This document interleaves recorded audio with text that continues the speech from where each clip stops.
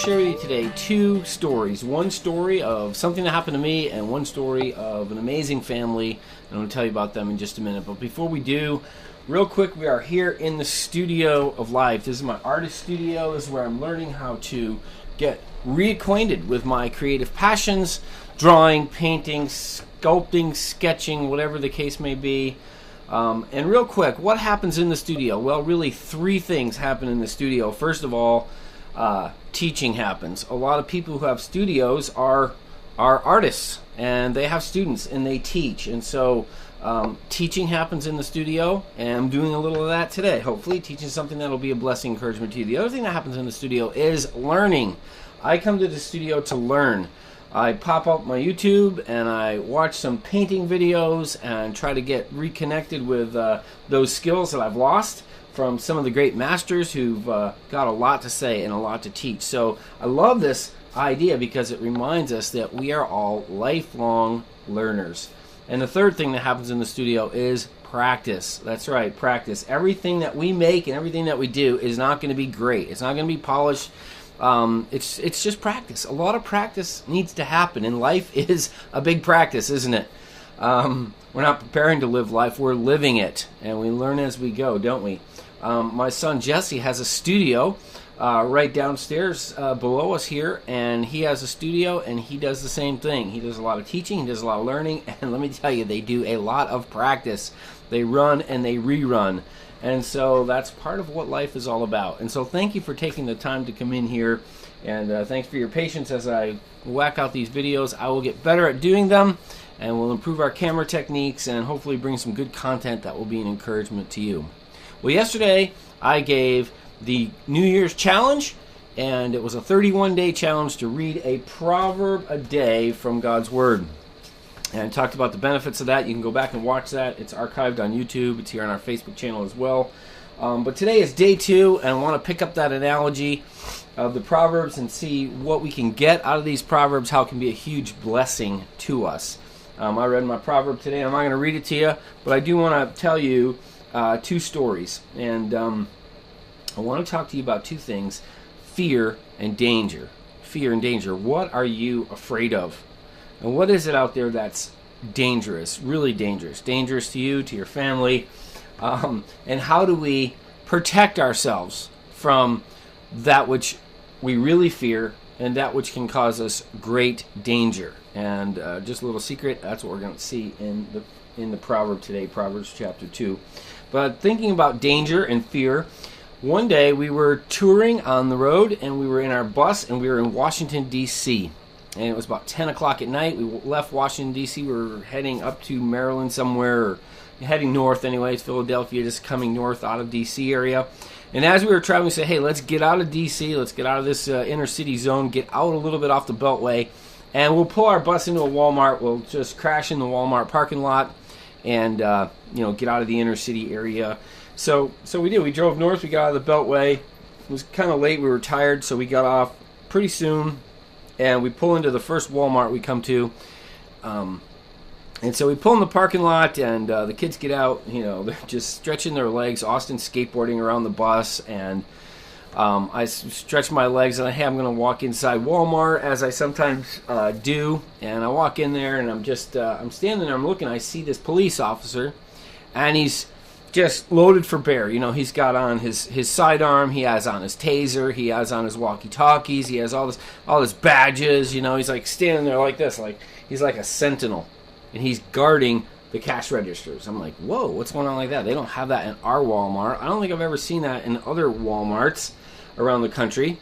And so I struck up a conversation with him, as I'm apt to do at times, and I said, hey, there must be a fair amount of crime here. I'm thinking to have this, full-blown police officer standing guard over the cash registers. And he says to me, yep, there is more crime here. There is more shoplifting than any Walmart in the country. And I'm thinking, wow, that's kind of a dangerous place. And I thought, well, I wonder how it is out in the parking lot, thinking about Austin and Melanie out there at midnight, riding their skateboards around the bus in the parking lot. And I said, well, how's the parking lot? He said, there's been more armed robberies in that parking lot than any place in the country. And I thought, oh, great. And so here we are, our little redneck Midwest American family coming out here into the big city, like hobbits out of the Shire to partake of the world, and we come to the most dangerous place in the United States. And I thought about that, and I went out that night, and I climbed into our bus, and we locked the doors on our bus, and, there's drive-by shootings and all kinds of stuff that happen. We hear about it, we read about it in the paper every day, but I laid down, I closed my eyes, I went to sleep, and I didn't worry about a thing, because I know the one who holds my hand, the one who guides me and who guards me. And how can we develop that spirit of being guided and guarded? And that's kind of interesting, because that's what our Proverbs says to us today. And here's what it says, and it's really beautiful. It says this: He is a shield to those who walk in integrity, guarding the paths of justice. He preserves the way of his godly ones. It says, knowledge will be pleasant to your soul, discretion will guard you, and understanding will watch over you. I couldn't help but just sort of rub my hands together in joy this morning as I read that. All those great verbs of guiding and guarding and watching over. What a great picture of what God wants to do in our lives. But how does that happen? Well, as we look at the passage in verse 5, it says, then you will discern the fear of the Lord. And it's not just that God guides us and guards us, and he does, but how does that happen? It happens as we develop the fear of the Lord. What is the fear of the Lord? Well, it's learning to be in awe of him. It's having that reverence for him. It's thinking that, God, you are the last person on planet Earth that I would want to offend. I want all of my ways to be pleasing to you. It's about saying, Lord, show me your perspective. And that's what the first part of this proverb really talks about. It's about crying out to God and saying, God, I want your perspective. So that fear of the Lord, super important. And it does provide for us that bubble over our lives in some respects, that guardianship, that sentinel. Which brings me to my last story that I want to share with you. And I read this about a month ago. True story, happened to a real family 5 miles off the coast of Key West in a 70-foot trawler. They were traveling as a family. There were 6 people on board: the mom, the dad, a couple of the kids, and they were older kids in their early 20s, and the grandma, who was 78 years old, and the family dog. The little dog was there too. Excuse me. 3:30 in the morning, they hear their alarm go off down in the engine compartment. They go down there, open the door, look in the engine compartment, and the engine is almost underwater, and the boat is starting to list slightly to the right. They're 5 miles offshore. So they did what they should have done. They hollered out a Mayday alarm, gave out their GPS coordinate. They grabbed their bags, their wallets, their keys, and they headed to the back of the boat. And at 3:30 in the morning, 5 miles off the coast of Key West, they all stepped off the back of the boat into the water with their life jackets on. And in a matter of minutes, their boat disappeared from their sight.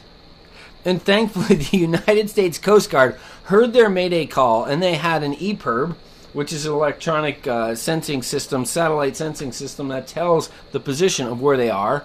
And within 45 minutes, they had come to where they were, and they rescued every single one of them, including the family dog and the 78-year-old grandma. What a story. That is incredible. Well, what happened there? Well, they exercised some good sense, and they did some smart things, and they were prepared. And so that's what this proverb is talking about right here. It's allowing God to be our guardian. And how does that happen? By being prepared, by seeking him, by learning to fear him, by coming to his word every day and learning. And so that's my challenge. It's not too late. It's the second day of the year. Read that proverb a day. And if you get something good out of it, you will be all the much more better for it, and you'll be a blessing to those around you. And the wisdom of God and the fear of God will guide you and will guard you, will be a sentinel over and around your life. And so, that's my encouragement to you. Look forward to sharing some more of these with you. If you missed my first one, go back and get that. They're archived on YouTube on the DeRochers Official. And you guys, suppose you could scroll through my profile on Facebook and find that one as well. But thanks for joining me today. If you like this, like it. Subscribe to my YouTube channel and share it. And thanks, guys. God bless and have a great day. Prepare our hearts We are your hands, we are your feet.